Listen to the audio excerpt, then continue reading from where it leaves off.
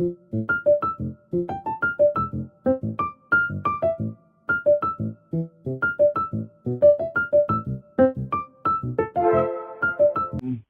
I'm sitting in NCC San Diego on a bunch of federal charges, bank, RICO, all that. And back then, I didn't even know those dudes. I didn't know none of those dudes. It was a whole different time. And so once the feds, I was just hitting licks, and going to federal prison, because of the wiretaps and the RICO in 2003. And so once I sat there, I had to wait 2 years for my case to go through because they were trying to give me 20 years and the RICO case on all kinds of shit. So once the feds seen, and I pleaded out, I got 10 years, and I thought it was going to be lobster steak and carpet floors. They had us all slammed down in the hole right there at FCC. And so as soon as you leave, everybody's saying, oh yeah, prison's going to, the feds, they got golf courses and tennis courts and all this. Homeboy, we're just slammed you right now, Chucky Menace, don't trip. And so I was hella mad at my older homeboy. Should have known better. I should have never talked to him like that. So anyways, they end up coming. We all get plead. We go straight to USP Victorville. First it was Lompoc. Went to Lompoc, but in the middle of Lompoc was shutting down. They sent us all to USP Victorville, Atlanta, California. So you got to remember out here in the West Coast hubs for, federal prison, you got 15 USPs, or when I left in 2015, 15 United States penitentiaries. Those are the max. That's like the 180, like the shoot kickouts in the Fed, And so, but only 3 of those, 4 of those, 5 of those, you can have, Brand and MA and the West Coast, us. We can't be mixed with the Norteño or the Texas gangs, period. The war when I left was so bad with Texas that it was on site that they opened up Lewisburg in 2009. Pennsylvania, that was a USP, but they shut it down and made it a SHU right there, a SMU program, special management, 24-month program. So when I hit Victorville in 2004-5, as soon as I got to Victorville, you go to the cells, ain't no carpet, ain't no steak, ain't no lobster, ain't but a gang of dope and a whole bunch of gangs. It's nothing but a gang yard. You got Paisas, skinheads, you got Brand, and there was only 3 Brand dudes then when I showed up. You had Terry Green, you had Mark Nyquist, and you had David Snow. All are dead. All 3 of them are dead. Fucking shots that they called in that yard. I had love for Mark Nyquist. That was a good older, big homie at the time. But they got caught up for that I'll get into right now. So I get there and I see at the time what Weddell Sherm came down in 2006 from Pelican Bay on a whole bunch of murder charges or whatever on that RICO too. Black Dan was there. He died. M.A. Dude's Big Roo, he was there. Big Joe from Alley Boys, he was there. There was about 6 M.A. dudes right there. Psycho from Pasadena, he was there. He was my neighbor. Psycho was hella cool. So I get there, man, and there's so much drugs. And right there in Victorville, being that, that's, the dudes that started the organization is how I seen it, and that's direct route to ADX. And ADX, how the state says they don't recognize the feds, that's the other way around, because the dudes started, so everybody went on RICOs and went to the feds. The head dudes, of every organization. So the founder of ADX is Supermax in Colorado. So the commission, the council, everything comes from the feds. It's not how it is. So whoever told you that, you got it twisted. The feds runs everything. So I get there to Victorville, and as soon as I show up, I get put right there in our block, NLR. You got 1B. That's our block. And then the skinheads have their block. The Brand has their block. And then you got, Dirty White Boy block. You had Aryan Circle at the time, Texas, skinhead gang, but we ended up whacking those dudes. And so the brand runs the yard, but, everybody had their block at the time. And so right away, about 6 months later, my homeboy comes to the door. And this is how the brand started watching me back then, how I got in their eyes, for so many years. Because they had doors open. Like the ride, there was only at the time 30 members of Nazi lowriders in the whole United States. The books were closed, because of the state in 98 when the ride got, all that happened. And as far as that, the ride in 98, Laura, back then it was, it was a gang coming up as forces for the brand, and so when the brand got slammed back in the day, NLR took over as the enforcers in the state. And so taxing, everything to the ride, and then they funnel to the brand and shoot. Excuse me. And so, the skinheads in the ride we've always had, hatred towards each other. And so, the skinheads had to answer to the ride back. And so when 98 came, because it was getting out of control, the ride was going up in there, robbing dudes, the good white dudes would get there, they had dope, they would whack them, get the dope, and send them out on journeys. They were doing a whole bunch. And so the ride, check it out, you guys need to kick back. If you guys get slammed like us, doing all that, we're gonna have the skinheads run the yards, really. And the skinheads, it's a street gang. It's that's a way of life or whatever. It ain't a prison gang, So the ride had to, all right, kick back. But instead of, how they were robbing fools up, doing all that. So dudes come in, instead of beating them up and stabbing them, they would say, you know what, homeboy, come on, be a brother. Here, man, throw some letters on them. And because they had money or dope, they, throw letters. So next thing you know, instead of NLR being like 200 deep, how on the books, there's 500 dudes on the CDC yards screaming Nazi lowriders, and white dudes and skinheads, and they're not even Nazi lowriders. Level 1s and level 2s in camps. And so that's in 98. And so next thing you know, the brand said, you know what, clean house. All these dudes, if you ain't on the roster for the ride, you ain't validated, hit them. And so all these level 1s and level 2s in camps and level 3s, all level 4s, if fools weren't validated for the ride, they were getting hit. And so some yards, it had to be woods or skinheads that hit the dudes that were screaming LR. Well, that leaked over to the level 4 yard and the 180 yards. And so next thing you know, because of the hatred, it was out that, they got green light. And, if there's a hit. And really it wasn't. It was cleaning house. It was just cleaning up. But since everybody hated the ride, and I feel you, I understand, and but so that happened. So they ended up slamming the ride. And so I have 500 dudes screaming it, and really only 200.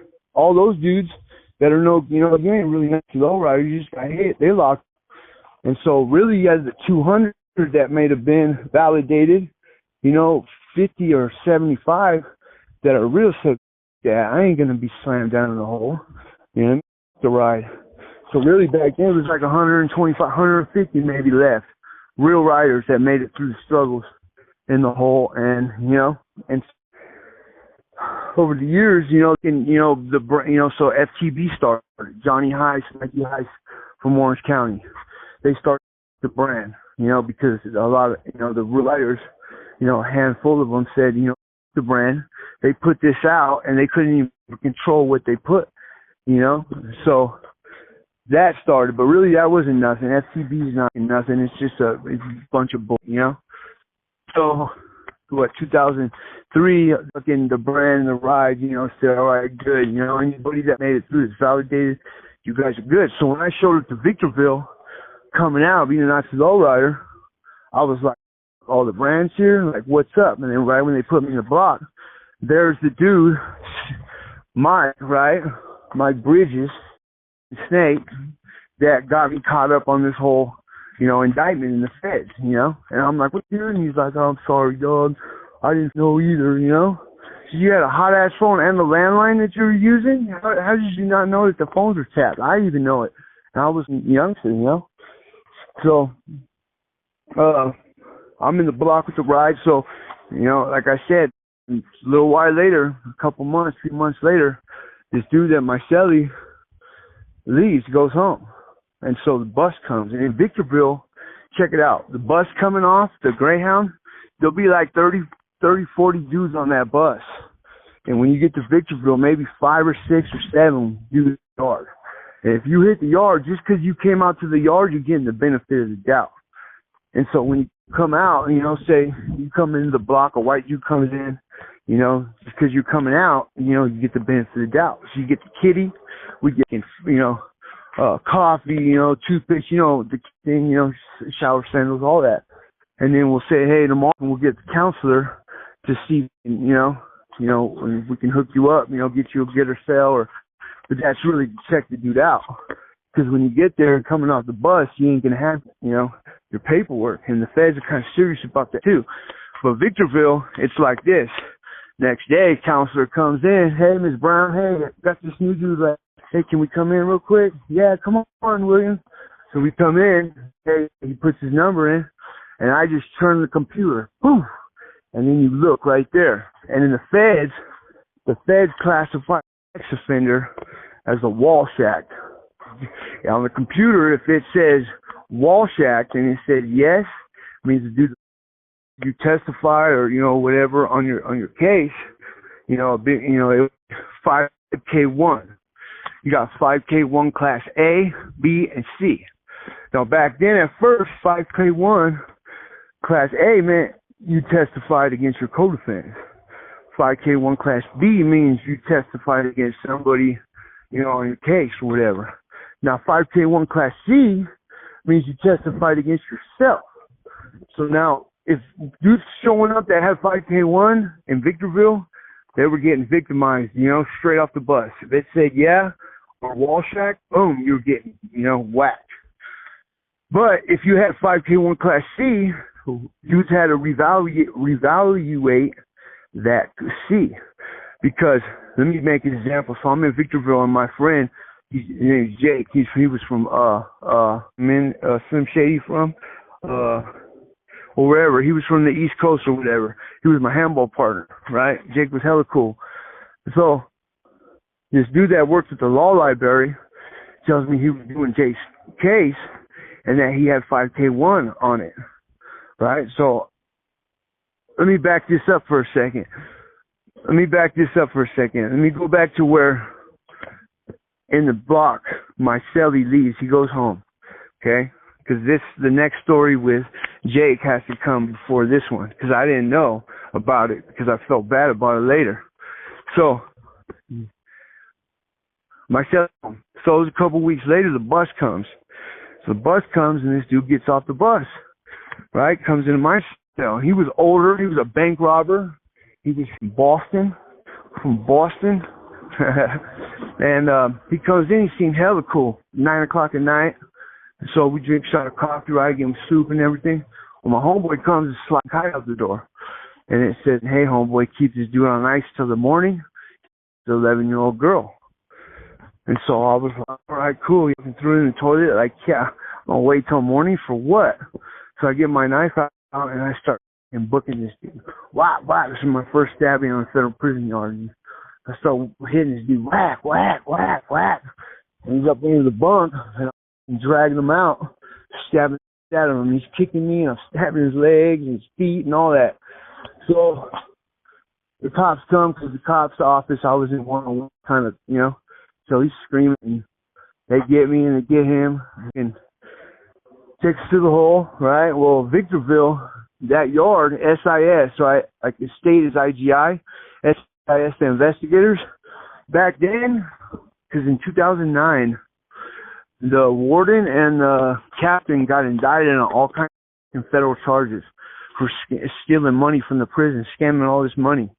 So the IGI or the SIS right there and the cops, they try to act like inmates, try to be like gangsters, said straight to the brand and the MA and the Pikes, all the big homies, DGF right there. Like, look, we don't give about the visiting room, right? Don't make it obvious. He said, the drinking has to stop because, Indians, they'll start drinking and stabbing each other. And the Crips, they'll start stabbing cops. And so, they wanted to bring the tone down with the alcohol, and they would let the drugs in, really, And so they turned a blind eye. And so in visiting, man, it was crazy in Victorville. There are chicks on the side of those machines. It was wild because that was a big homie yard. You had the head in the MA, the DGF, the brand, and it was, it was live, it was active. So them cops in that administration, dude, you could do anything. The inmates ran the cops, or the inmates ran the prison. I got found at count time across the yard, passed out in another cell, drunk, as they're looking for me all over the yard at 4 o'clock count.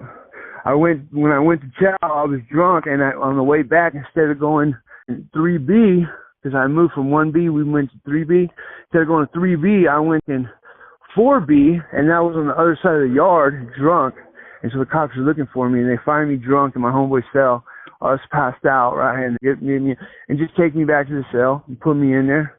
So the stabbing with the Chomo, he's a offender. He's a weirdo. And so the cops, the write-up was this dude attacked me with the knife. I took it and booked, So I got right back out. Boom, victimized. They ship the victims and they keep you the aggressors. I come back out. Well, coming in that story about Jake, right? When I come back out, if you had 5K1, you were getting it was on site. You testified. So my homeboy, the law library tells me, homeboy, and sorry about my cursing so bad. I've been in the last 8 years. I've been in prison, so I just have a bad habit. I apologize if it disturbs anybody.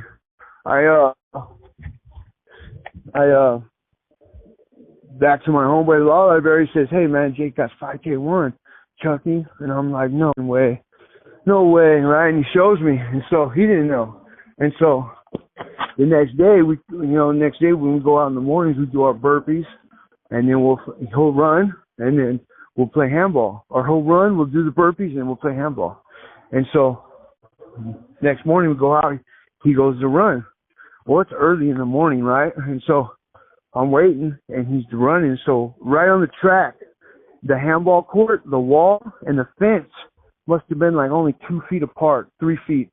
So you can walk through it, So I pick up this big old slab of concrete on the side of the handball court, pick it up, right? Because then, Chris crack.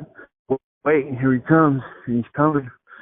Boom! I hit it with him, and it crushed the whole side of his face. And he goes down, and I hit him, and I throw a piece over to Mungie from Corona, right, essay, and dip off, And so, bam, I go back in on the 5-minute move. Bam, well, it's the feds, man. There was no cameras out there or nothing, but somehow when they found them, they came and snatched me up, take me to the hole. Well, I'm in the hole. Mark Nyquist is right there. And he tells me, hey, Chucky, man, hey, Jake's a good dude, homeboy. And I said, what do you mean? He says, man, I guess you didn't get the memo, right? He says, but, 5K1, Class C. He goes, look, Jake, he robbed 20 banks. He got caught for 11 of them. The Fed said, look, man, we know you did these other 9 banks, but we can't prove it. But if you can admit to it, we'll only give you 15 years or something instead of 25, whatever it was. And so he admitted to it and testified against himself, and he didn't implicate nobody. So Class C, if you're 5K1 Class C, as long as you don't implicate nobody in the crime, then you were good. And so that changed because dudes were getting whacked as soon as they hit Victorville if they had that.